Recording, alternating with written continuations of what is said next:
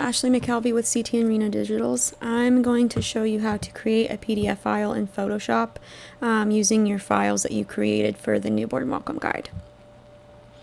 If you go up to File, down to Automate, PDF Presentation, click Add Open Files. Some of the time, depending on the file names I put in, usually if you number them in the beginning, it's easier because you can put sort by name. But I have to move a couple of these around because I want certain pages to show up first in the PDF.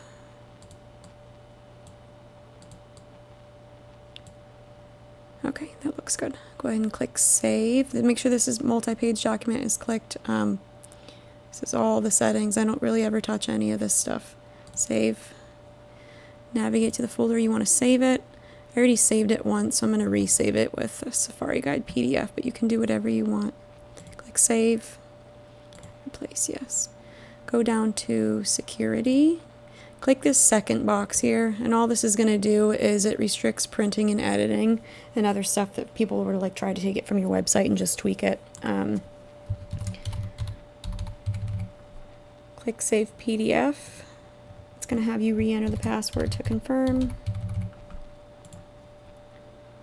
Okay, it should be saved, so if you just go into your folder, navigate to where you saved it,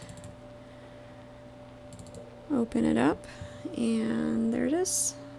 And this is how it's going to be and how it's going to look for clients when you send them, when you attach the PDF file to however you send them after they book.